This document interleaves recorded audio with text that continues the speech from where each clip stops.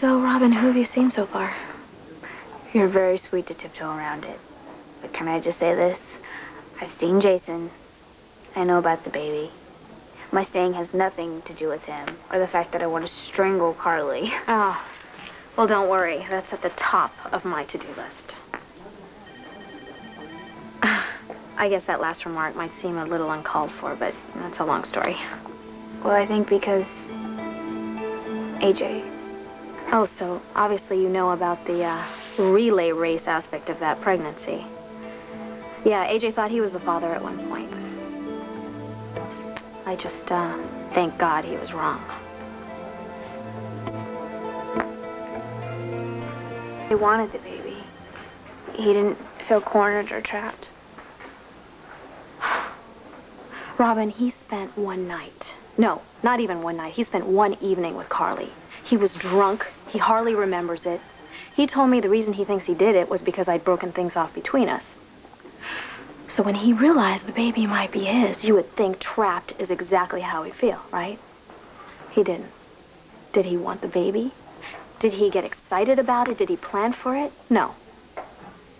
But Robin, he wanted something, and he wanted that something to be so big that it filled up his life the way alcohol used to, and the way nothing else ever has. So that's why I was afraid for him. He's so raw. He's so on the brink of, I don't know what, and neither does he. He's worked damn hard to put his old mistakes behind him, but it's left this big vacancy. So he needs time to build a new life based on his own choices, not ones that are forced on him. Do you know what I'm saying? Yeah. Hi. Look who's back. Hi, Robin. Hi. Oh, Keisha, what is it, the cardiac patient, Burdette, you said that his insurance wanted his full hours itemized. Right, you know what? He's not going to be discharged today after all, so sorry. I see. I couldn't be replaced around here by a computer. No, I'd take a computer, a shredder, and a guy with a mop. Well, I'll tell you what. I'll take that anyway and pass it along. Alrighty. Okay? I'll see you around. I'll see ya. Bye. Well... Will we? See you around? I seem to be back. How's it feel? Are we, just the same as when you left? I'm really sorry. I have an appointment at the lab. Robin. Just how much did Jason tell you? Everything.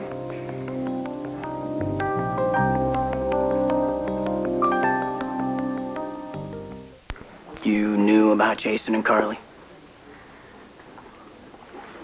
Or is that too personal a question? Jason told me a long time ago. How long? When you, went to Paris? Longer. When you were at Yale? Before that? Yes. But you kept seeing him. Didn't that change anything? AJ. I'm sorry. A year ago, you could have told me that it was none of my business. But that's not going to wash now. Look, maybe I'm not particularly happy with the way Jason's handled all this. But I wasn't here. I was not part of it. Okay? It's not my place to be gone all these months and come back and tell him how to live his life, all right? I know this isn't an easy subject for you, Robin, but believe me, it's no picnic for me either. All right, look, let's forget about the baby and Jason and Carly right now. How could you have let the... Correction. Me, okay? Go on idealizing Jason as this wild and dangerous, but perfectly honest, perfectly upright guy when he wasn't, and he never has been. That is not true, AJ. What? Are you listening to yourself, Robin? Don't mistake me for someone who's crushed with disillusionment, etc. You see, I'm just asking you, how come you never told me sooner? You know, it might have relieved a lot of the weight I've been dragging around all these years. With the belief that no matter what I do, I'm never going to be half the man my brother is. How did I ever get sold that bill of goods? Because you know what? On my worst day, on my most miserable, most useless, most selfish. I never abused as many people's trust or destroyed as many people's hopes as he has. Hell, he makes being a drunk look pretty damn good. But you know, it's not that I hate his guts or anything. No, you see, I thank him for being a miserable excuse for a human being, and I thank you for confirming it. Yeah. Today is my Independence Day, and there's gonna be no looking back, Robin. You could call Marjorie. You could tell her what you did. Tony, enough.